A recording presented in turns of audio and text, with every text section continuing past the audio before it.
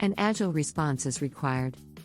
The AFP is striving to remain relevant in a diversifying environment by stepping up investigation efforts, according to Deputy Commissioner Ian McCartney. Criminals are seeking to circumvent the financial system and send money abroad in greater numbers, prompting the Australian Federal Police to set up a new cryptocurrency unit. The focus on illicit money transfers via crypto is rising as the AFP eclipsed a $600 million revenue-raising target 2 years ahead of schedule, thanks to the Crime Does Not Pay task force. The Australian Federal Police is establishing its first crypto surveillance team in August, focusing on crypto surveillance.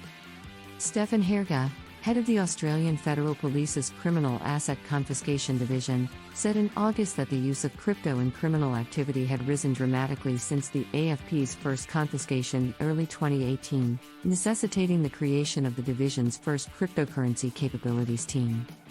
A standalone team was required because the environment was such that officers were not able to pick up some of this skill set as part of their overall role, Mr. Herga said. A dedicated team has been established to grow even more. It's targeting assets, but it's also providing that valuable, investigative tracing capability and lens for all of our companies, whether they're national security related, child protection, cyber, or whether we can trace cryptocurrency transactions across the relevant blockchains, which is really, really important. The goal of the Criminal Asset Confiscation Command, established by Reece Kershaw of the AFP in February 2020, is to restrain $600 million in proceeds of crime by the end of financial year 2024. $380 million in residential and commercial property, $200 million in cash and bank accounts, and $35 million in cars, boats, aircraft, artworks, luxury items, and cryptocurrencies have been seized by the AFP since February 2020. The AFP has not received more power to seize assets, but closing out enforcement actions has driven better than expected outcomes by hitting criminals where it hurts. Criminals must be targeted for their wealth and business models as well as for their disruption and arrest, he said.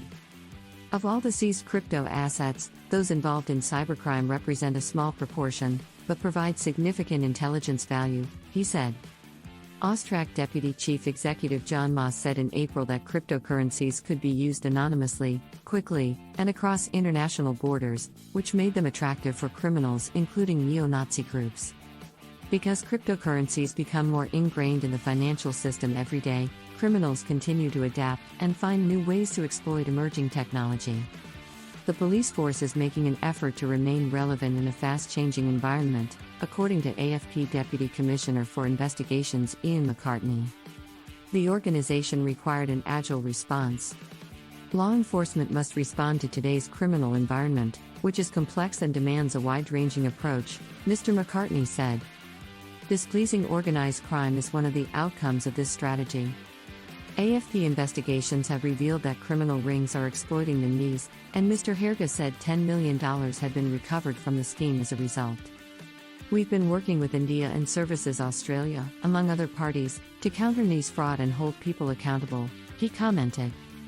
Fraud against the government undermines the government's ability to provide services and support to Australians.